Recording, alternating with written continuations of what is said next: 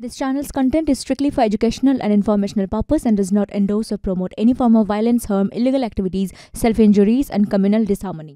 আর এবার ভাটপাড়ার দিকে নজর রাখতে হচ্ছে, কারণ ভাটপাড়ায় ফের গুলিবিদ্ধ যুবক। দুই বন্ধুর বচসার জেরে গুলি চলেছে। গুলিবিদ্ধ পিন্টু চৌহান নামে এক যুবক। এই ঘটনার পর থেকেই পলাতক অভিযুক্ত যুবক। আমরা এই বিষয় নিয়ে আরো জানবো। বরুণ এই মুহূর্তে আমাদের সঙ্গে রয়েছেন, আমাদের প্রতিনিধি সরাসরি। বরুণ, ঠিক কি হয়েছে? অভিযুক্ত যুবক যে এখনো পর্যন্ত পলাতক, পুলিশ কি বলছে এখনো পর্যন্ত এই গোটা ঘটনায়?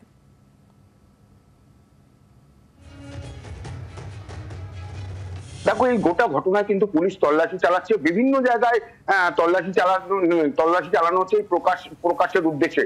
যদিও দুজনকে আটক করে এই মুহূর্তে পুলিশ জিজ্ঞাসাবাদ করছে, কিন্তু প্রকাশ পর্যন্ত এখনো পর্যন্ত পুলিশ কিন্তু পৌঁছতে পারেনি। ঠিক ভোটের আগেই এই ঘটনা আমরা দেখেছি ভাটপাড়া। এর আগেও কিন্তু ভাটপাড়া উত্তপ্ত হয়ে ওঠে, বিশেষ করে এই দুটি ওয়ার্ড, অর্থাৎ 18 নম্বর ওয়ার্ড এবং 17 নম্বর ওয়ার্ড। গতকাল যে ঘটনা ঘটেছে 17 নম্বর ওয়ার্ডের 13 নম্বর গলিতে শিব মন্দিরের সামনে, যেটা একটা যে মিল বস্তি, সেই বস্তি অঞ্চলে কিন্তু তারা বসেছিলেন এবং সেই সময় কথা বলছিলেন। হঠাৎই কিন্তু তাদের মধ্যে বচসা বাঁধে এবং তারপরেই কিন্তু একবারে বন্দুক বার করে সোজাসুজি গুলি চালিয়ে দেয়।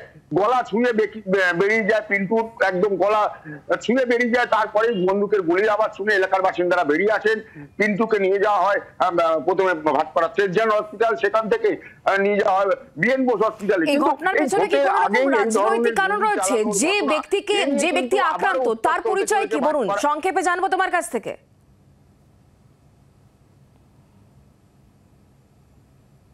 দেখো, যে ব্যক্তি আহত হয়েছেন এবং যে ব্যক্তি মেরেছেন, দুজনেই কিন্তু পুলিশের খাতায় নাম আছে। যদিও তৃণমূলের তরফ থেকে বলা হচ্ছে যে পিন্টু তাদের একনিষ্ঠ কর্মী এবং প্রকাশ চৌহান যে গুলি মেরেছে সেই কিন্তু বিজেপি কর্মী, এমনটাই কিন্তু তৃণমূলের তরফ থেকে বলা হচ্ছে। পাল্টা কিন্তু বিজেপির তরফ থেকে আবার বলা হচ্ছে যে এর সঙ্গে রাজনীতির কোনো সম্পর্ক নেই। এই পিন্টু বা প্রকাশ প্রত্যেকেরই কিন্তু আগে পেছনে নজর রাখো। তুমি আমাদের সঙ্গে থাকো আর বিষয় নিয়ে। অর্জুন সিং তিনি ঠিক কি বলেছেন, তার বক্তব্য কি শোনাবো। প্রকাশ যে মেরেছে সে লোকটা হলো রাজ পান্ডের শুটার। সে রাজ পান্ডে হলো মনোজ পান্ডের ভাগনা। মনোজ পান্ডে হলো রেওয়ারাহা তৃতীয় পুত্র। তো এবার ইকুয়েশনটা কি হলো, আমি তো বারবার পুলিশকে বলছি, এই রাজ পান্ডে এই প্রকাশকে সিবিআই এক কেসে ওই যে মাস্টারমশাই ছেলেটার নাম ভুলে গেছি, বোম মেরে মাথা উড়িয়ে দিয়েছিল, সেই কেসে কিন্তু এদেরকে সিবিআই অ্যারেস্টও করিয়েছিল, পুলিশ অ্যারেস্ট করেছিল।